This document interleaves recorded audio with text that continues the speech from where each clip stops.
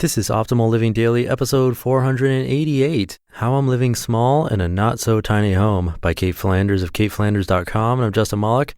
This is the podcast where I act as a personal narrator for you for free, usually from blogs covering personal development and minimalism, from popular authors like Mark and Angel, who I'm reading tomorrow, The Minimalist, Leo Babauta of Zen Habits, James Clear, and more, including today's author, Cait Flanders.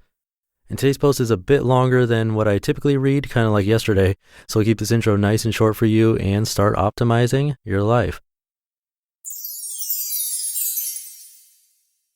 How I'm Living Small in a Not-So-Tiny Home by Cait Flanders of CaitFlanders.com.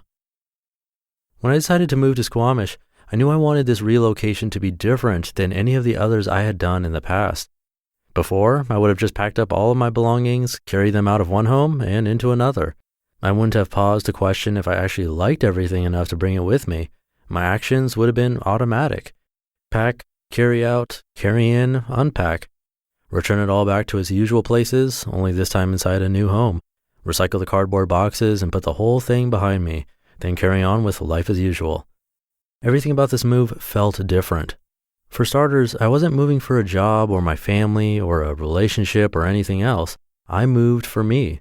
This is where I want to be. Of everywhere I've lived and traveled, Squamish is the only town I ever felt like I belonged. In Toronto, I always felt like a fraud, a girl who dressed in black to fit in, but who couldn't hide the fact that the cement towers didn't measure up to the mountains. I felt better in Port Moody, with the ocean, lakes, and mountains in my backyard, but Squamish feels like home in a way that I haven't experienced before. For that reason, I wanted every step of this moving process to be intentional. I didn't want to unpack boxes and regret dragging any old clutter into my new home. I also didn't want to bring some of the furniture I had owned since my early 20s and once bought for all the wrong reasons. Essentially, I didn't want to bring anything that would have been at odds with the life and lifestyle I want. Instead, I wanted to bring everything I own that aligns with my values and piece together the rest as I build a life here. It probably won't surprise you when I say that one of my values is to live small. What does living small mean? If you're imagining me in a tiny house right now, trust me when I say I have thought about it. I got a small settlement for my car accident after I recovered from hip surgery last year, and I did think about building a tiny house or buying an RV. There is no doubt in my mind that I would be comfortable in a small space, and I've seen some tiny houses and shipping container homes here in Squamish. However, as tiny house dwellers will tell you, the logistics of finding a place to park your home isn't always easy to manage. And I don't believe you need to live in a small space in order to live small. Instead, I would say my definition of living small is identical to Melanie's. It means living below your means, living with less stuff, making do and mending, prioritizing your life, and living more. I would also add getting involved in your community and supporting your local economy to the list. Living small is essentially not chasing more, but instead learning to find the more in less. It's about utilizing the space you have, shrinking your carbon footprint, and being an active member in your community, whatever that looks like for you. How I'm living small in 676 square feet. When I started searching for a rental in Squamish, I knew I had a couple odds stacked against me.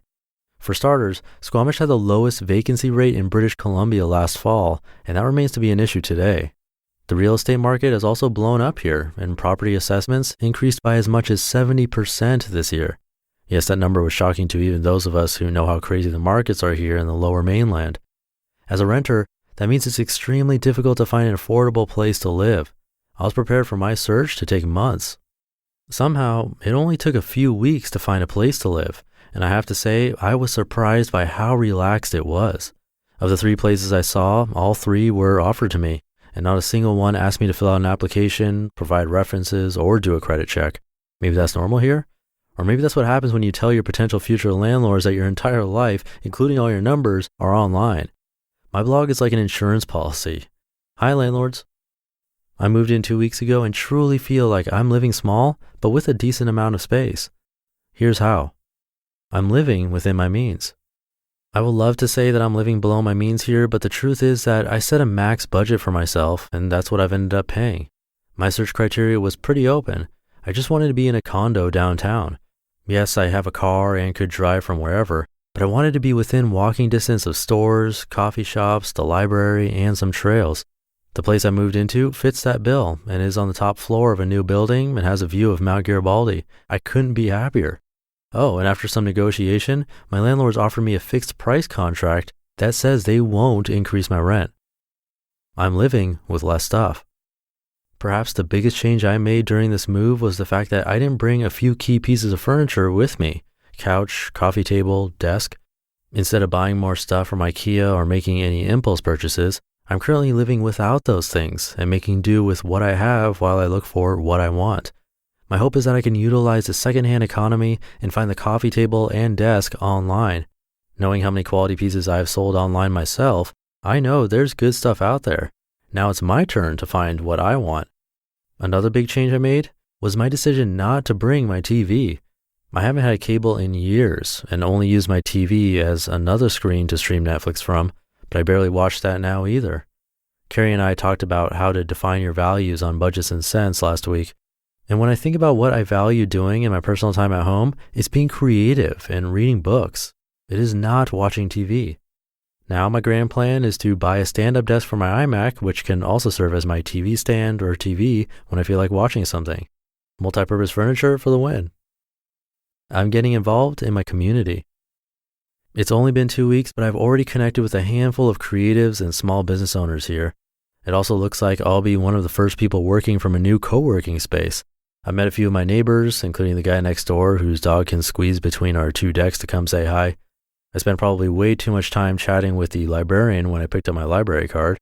And when possible, I've been supporting local businesses, so far by buying coffee beans from a small batch roastery. This is only the beginning of what I hope is to come. I'm prioritizing my life and living more. Finally, this one isn't hard for me, as I've been practicing it for the past couple years, but living small means prioritizing my life, not my home. I didn't move to Squamish so I could live in this particular condo or furnish it with particular items. I moved here because of everything else it has to offer. The outdoors, the activities, and the small town community vibe. Yes, my home is still where I'll spend the majority of my time because I work from here, but that doesn't mean my home is a priority. Living is my priority. Sharing experiences with people is my priority. So that's what I'm doing. You just listened to the post titled How I'm Living Small in a Not So Tiny Home by Cait Flanders of CaitFlanders.com. And I've been reading some longer posts lately, giving you your full money's worth. Oh wait, this podcast is free. But I do have a Patreon page set up now if you want to help.